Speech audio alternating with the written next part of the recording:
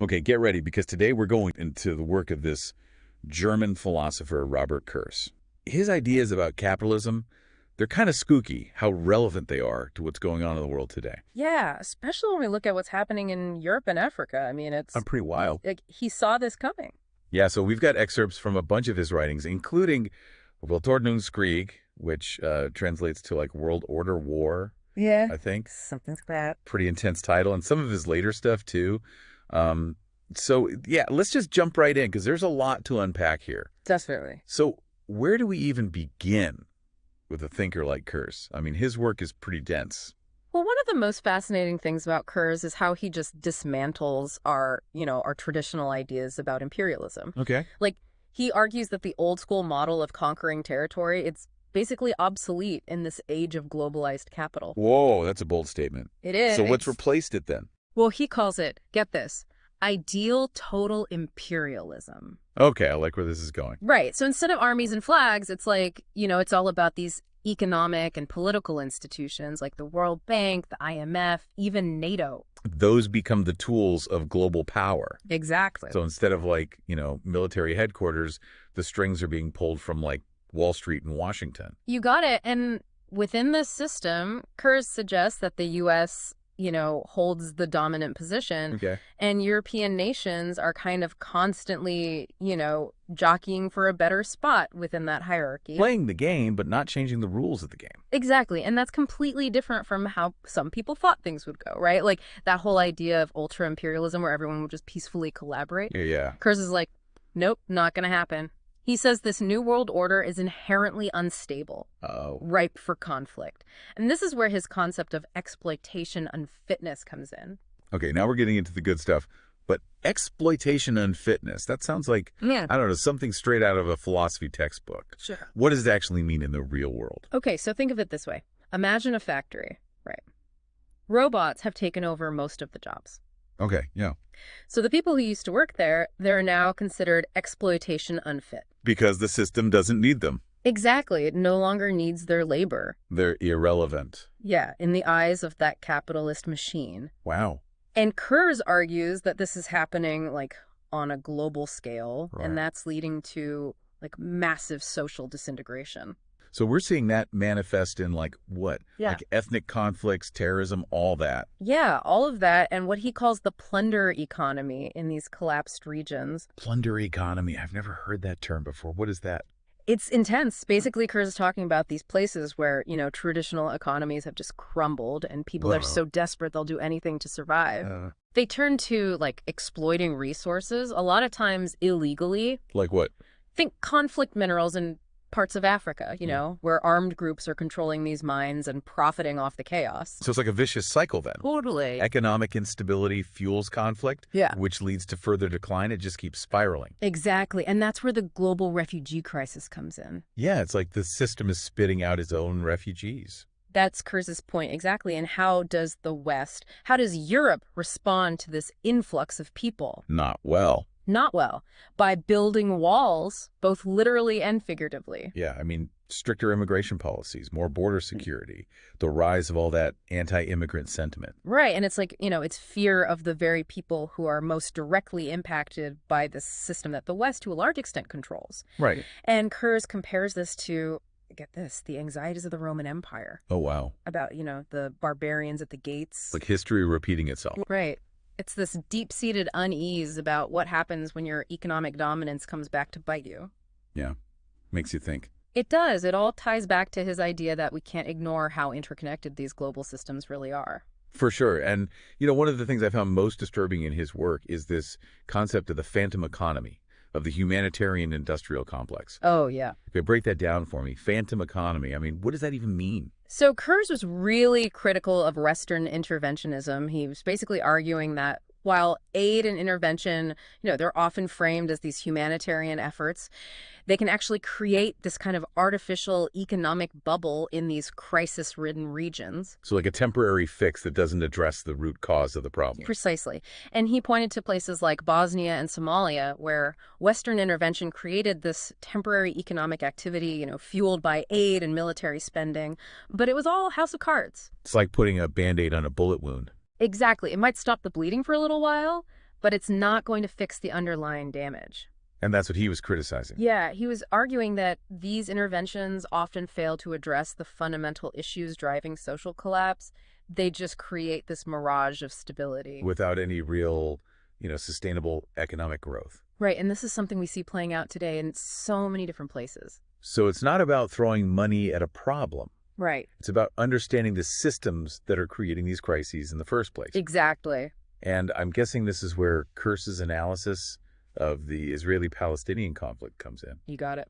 He saw that as a microcosm of this larger crisis within global capitalism, right? Yeah, he argued that both sides were becoming increasingly trapped in these self-destructive tendencies. Oh, wow. Fueled by fundamentalism, nationalism, and militarization. And this was especially true for Israel, right? I remember reading that he was pretty critical of where Israeli society was headed. Oh, absolutely. He was deeply concerned by what he saw as a theocratic and right-wing drift. He pointed to the assassination of Yitzhak Rabin and the expansion of settlements as evidence of this trend. It's like, even in a supposedly developed democratic nation, these pressures of the global system can lead to internal conflict and extremism. Exactly. And that brings us to one of Kurz's most chilling concepts, the death drive of capitalism. Okay, this sounds ominous. It is. He argued that in its terminal stage, capitalism exhibits this self-destructive impulse. Like it's consuming itself from the inside out. Exactly. And he even pointed to the U.S. dropping the atomic bombs on Japan as an example of this death drive, even though victory was already assured. And with all this talk these days about, preemptive nuclear strikes, his analysis feels even more relevant now. It's scary how relevant it feels. So to add to that, didn't Kurz also talk about something called a state of exception? Yeah, and this is where his work gets really unsettling. He argues that we're seeing this normalization of the state of exception globally. Meaning it? Where violence and lawlessness become increasingly commonplace. It's like the rules that used to govern the global order are breaking down. We see that with organizations like Al-Qaeda. Totally. They defy traditional categorization. They're part church, part financial corporation, part network of warlords, even part charitable organization. It's a mess. It's this blurring of lines that makes it so hard to understand and combat these new threats. And that's precisely what Kurz highlighted. Okay. He said that, traditional political and economic frameworks just aren't adequate for grasping how complex these emerging phenomena are. So we need new tools, new ways of thinking. Exactly, to even begin to address these challenges. And all of this is happening against the backdrop of this massive increase in global migration, right? Absolutely. Kurz actually discusses different categories of refugees, those fleeing war, poverty, economic hardship, environmental disasters, even development projects themselves. It's almost like, he's saying that the term economic refugee, which is often used in this derogatory way, it actually reflects the reality.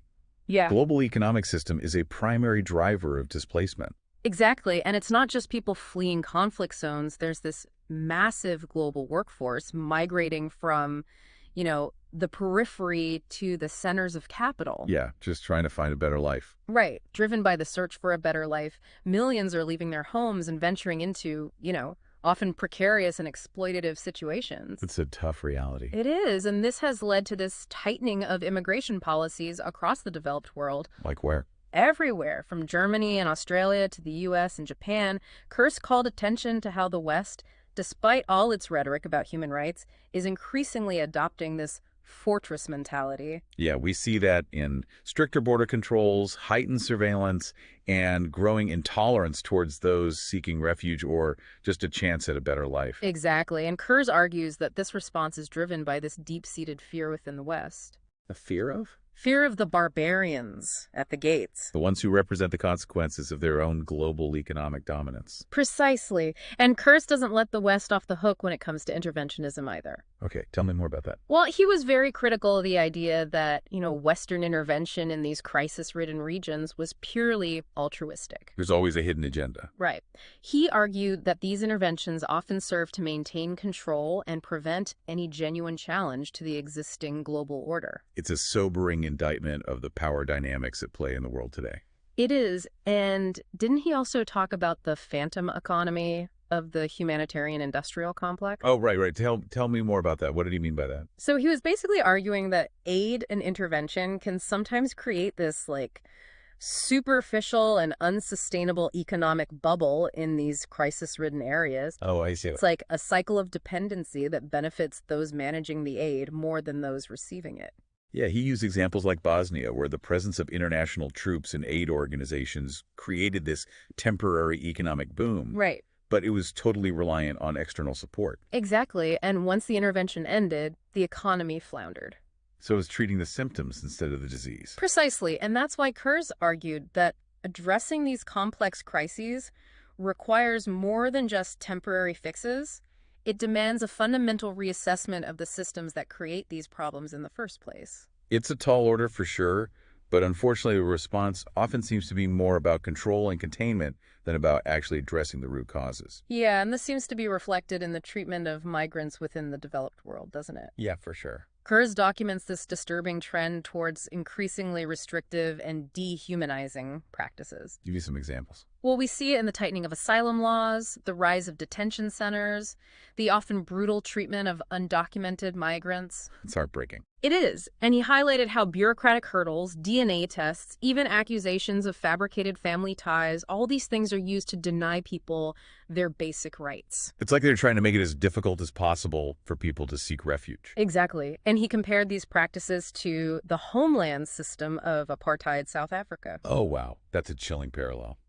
It is. It underscores the extent to which the West, despite all its talk of moral superiority, is resorting to these increasingly exclusionary and discriminatory policies. And Kurz also didn't shy away from pointing out how this influx of migrants has exacerbated existing social tensions within the developed world, right? Especially in the U.S. Absolutely. He described how the melting pot ideal has given way to this fragmented society with these growing divisions along, ethnic, religious, and racial lines. Driven by, what, economic anxiety and resentment towards immigrants? Yeah, a lot of it. And he pointed to the rise of, white militia groups. Right. Fueled by those very anxieties. Yeah, and he also talked about the formation of, ethnic enclaves and ghettos. Yeah.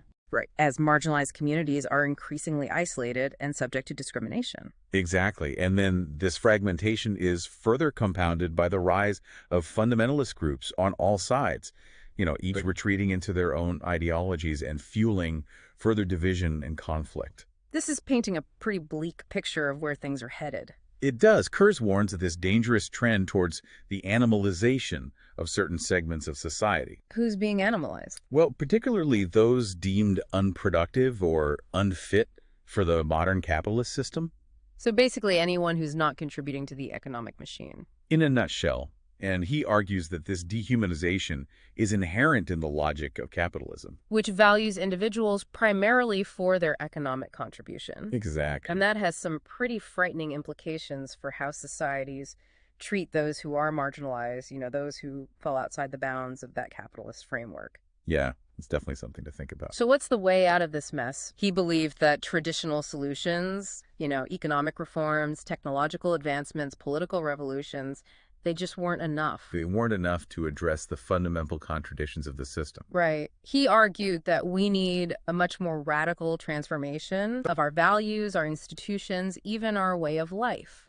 That sounds, pretty overwhelming. It is, but it's definitely something we need to grapple with. Yeah, for sure. And we'll definitely delve into that more as Absolutely. There's a lot more to uncover. It's interesting because Kurz, he doesn't actually offer any concrete blueprint for this transformation. Right. He wasn't really into grand narratives or these universal solutions. So what did he propose then? How do we even begin to tackle a problem this big? Well, he believed we need to shift our focus away from trying to just fix the system. Okay. And embrace a more radical approach, like a fundamental rethinking of our values, institutions, even our way of life. That's pretty daunting, to say the least. Yeah, it is. But Kurz was convinced that the old ways of thinking, the old solutions, they just weren't enough. Not enough to deal with the kind of crisis we're facing. Exactly. So where do we even start? Well, he argued that the first step is to cultivate this critical awareness of how capitalist ideology has seeped into our culture, shaping our values, our beliefs, even our aspirations. It's like we're swimming in it, but we don't even realize it. Exactly. And Kurz saw this as a form of soft power that's used to legitimize the system, to suppress any real dissent. Interesting. And he pointed to, the way consumerism, individualism, and that relentless pursuit of material wealth, they've become the dominant cultural norms. It's like we've been conditioned to believe that happiness can be bought. That's a great way to put it. And this is where Kurz's analysis of the psychological effects of capitalism comes in. Okay. He's saying that this constant pressure to consume, to compete, to achieve, it can lead to all sorts of problems, anxiety, depression, alienation, you name it. It's like the system is making us sick, Yeah. both literally and figuratively. Exactly. And Kurz saw these psychological ailments as symptoms of a deeper, spiritual malaise. Oh. This sense of emptiness and lack of purpose that, kind of hangs over modern life. Makes sense. He was convinced that this pursuit of happiness through material possessions and, external validation, it's a dead end. So what's the alternative? If happiness can't be found at the mall or on social media, where do we find it? Kurz believed that true happiness, true fulfillment comes from, meaningful relationships, creative expression, a connection to something bigger than ourselves. So it's like a much more holistic vision of what it means to live a good life. Exactly. And I imagine this ties into his critique of how capitalism has distorted our understanding of time, right? Absolutely. Kurz argued that this relentless pursuit of profit and efficiency, it's created this culture of speed and acceleration. We're always on the go, always trying to do more, be more productive. It's like we're all on this treadmill that never stops. Yeah, we're always living in the future, constantly chasing some goal. And never really able to just be present in the moment. Right. And to make matters worse, Kurz said that capitalism has, instrumentalized time. Reduced it to a commodity, to be bought, sold, and exploited. You see that in the way our work lives are dominated by schedules, deadlines, this constant pressure to maximize productivity. It's all about squeezing every last drop of value out of every second. Right. And Kurz believed that this instrumentalization of time, it robs us of our agency. Our freedom. Yeah, our freedom to live fully and authentically. So if we want to break free from this temporal trap, we need to, reclaim our relationship as time. Exactly. But how do we do that in a world that's constantly demanding more, faster? That's the challenge, isn't it? Kurz encourages us to slow down, savor the present moment, reconnect with the natural rhythms of life. It's about recognizing that time is precious, finite. And it's a call to use our time wisely, pursue activities that bring us joy, meaning resist the pressures of the system to just, accelerate and fragment our lives. I like that. And this shift in our understanding of time, it's deeply connected to Kurz's critique of how capitalism has distorted our relationship with nature as well. In what way? Well, he saw it as a form of ecological alienation, where we've become so disconnected from the natural world that we've lost sight of our interdependence with all living things. It's like we've forgotten that we're part of nature, not separate from it. Exactly, and this disconnect has huge implications for our well-being. Yeah. It leads to isolation, despair, loss of meaning, and it's reflected in how we treat the planet. Yeah, we're consuming it, destroying it. Kurz was highly critical of that capitalist worldview that sees nature as, just a resource to be exploited. It's like we're eating our seed corn. Exactly. And his work challenges us to rethink our relationship with the natural world, recognize our responsibility to protect it. For future generations. Exactly. It's about cultivating a more ecological consciousness, recognizing our interconnectedness, the need for a more harmonious and sustainable way of life. And this shift in consciousness, moving away from a purely human-centered worldview, that's essential if we want a truly just and sustainable future. Absolutely. It sounds like Kurz is calling for a revelation. So how does all of this relate back to, our discussion of Europe and Africa? How does Kurz's analysis help us understand what's happening there? That's a great question. And I think it's important to remember that Kurz's work, it's not just theoretical. It has real implications for how we understand the challenges we're facing today. Especially in those regions. Exactly. So how does his concept of ideal total imperialism play out in the relationship between Europe and Africa? Well, Kurz argued that this new form of imperialism, it's much more subtle, insidious than the old colonial model. Sure. It operates through, economic and political institutions like the World Bank, the IMF. The ones that impose those structural adjustment programs and austerity measures on developing countries. Exactly. And Kurz saw these policies as a way for the dominant capitalist powers, particularly those in Europe and North America, to maintain control over the global economy, to extract wealth from the periphery. So it's like a continuation of the colonial project, but by different means. Precisely. And Africa, with all its vast natural resources and cheap labor, has been particularly vulnerable to this. We see this in the way multinational corporations extract resources from African countries, often with little regard for the environment or the well-being of local communities. And often facilitated by corrupt governments. Exactly. Corrupt governments that are more interested in enriching themselves than in serving their people. It's a vicious cycle of exploitation and corruption. That keeps many African countries trapped in poverty and underdevelopment. And that, in turn, contributes to the mass migration we're seeing today. Exactly. People are fleeing economic hardship, conflict, environmental degradation. Kurz is saying that this migration is a direct consequence of the failures of the global capitalist system. The system that created this world where opportunities are concentrated in a few privileged regions while others are left behind. And Europe, as a major center of global capital, is on the front lines of this crisis. Trying to deal with this influx of migrants and all the tensions that come with it. Which has led to the rise of right-wing populist movements. Yeah, across Europe, movements that often scapegoat migrants for economic problems and exploit fields of cultural change. And Kurz saw this as a dangerous trend. That could erode democracy and lead to authoritarianism. So how do we break free from this cycle? What kind of solutions did Kurz offer? Well, he believed that the first step is to recognize the interconnectedness of these global systems. Right. And acknowledge our own complicity in the problems facing Africa. So it's about moving beyond those simplistic explanations that blame poverty on individual failings or cultural differences. Exactly. Recognizing the structural forces at play. The forces that perpetuate inequality and exploitation. And Kurz argued that this requires a radical shift in our values, our priorities, moving away from this pursuit of endless economic growth. Towards a more equitable and sustainable model of development. Exactly. He believed that true development has to be driven from within, rooted in the cultures and aspirations of those communities. Not imposed from the outside. Right. And he was also a strong advocate for a more just and compassionate approach to migration. One that recognizes our shared humanity. And the right to seek a better life. So Kurz's work offers a pretty powerful critique of those dominant narratives surrounding development, conflict, and migration. It challenges us to move beyond simplistic explanations, confront the complexities of this global capitalist system.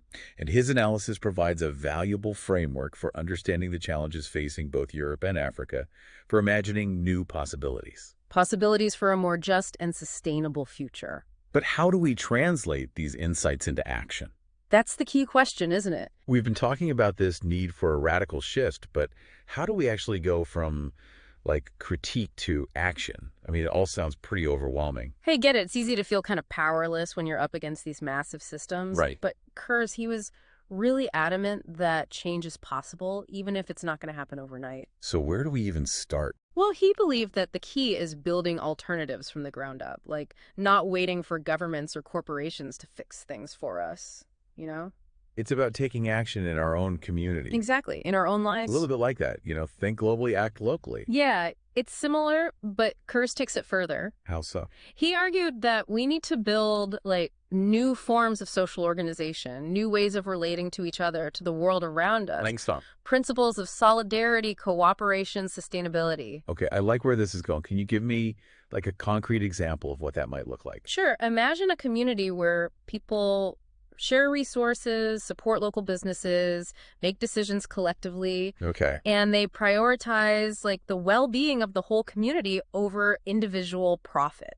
That's a pretty radical departure from how things work now. It is, but Kurz believed that these kinds of grassroots initiatives, they're essential for creating a more just and sustainable future. Like seeds of a new society. Exactly. A society that values, human dignity, ecological balance over that endless pursuit of profit and growth. So it's not about waiting for some big revolution to come along. Right. It's about planting those seeds of change ourselves. Exactly. And Kurz believed that these, small-scale initiatives, they could eventually link up, form a global network Of what? of resistance transformation, creating this counter movement to the dominant forces of globalization capitalism.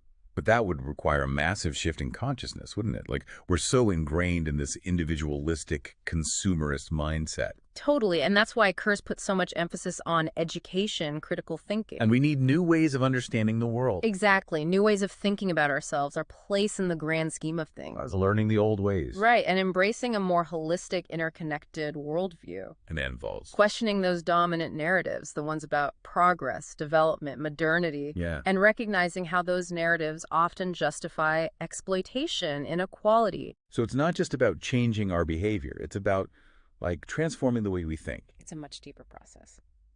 So where do we go from here? What kind of actions can we take to actually align ourselves with, Kurz's vision? Well, it could be reducing our consumption to getting involved in political activism, finding ways to live more simply, more sustainably, more in line with our values. So it's not about waiting for someone to save us. Right. It's about taking responsibility for creating the world we want. Exactly. And Kurz believed that this whole process, while challenging, can also be incredibly empowering. Empowering how? It's about reclaiming our agency, rediscovering our connection to each other, to the natural world, and finding meaning in something, larger than ourselves. It's a pretty inspiring message. Yeah. Especially coming from a thinker who's often seen as, well, kind of pessimistic. That's one of the things that makes Kurz so compelling, I think. Yeah. He doesn't sugarcoat the challenges, but he doesn't give in to despair either. So he offers a way forward. Yeah, a path toward a more just and sustainable future, even if it's a tough one. What are the key takeaways you want our listeners to, remember? The most important thing, I think, is to remember that we're not powerless. We can understand the forces shaping our world, and we can make choices that can create a better future. That's a powerful thought. It might not be easy, but Kurz reminds us the future's not set in stone. It's up to us to shape it. Exactly. Well, this has been a really thought-provoking journey. Thank you. My pleasure. It's been great discussing this with you. And to our listeners, keep questioning, keep exploring.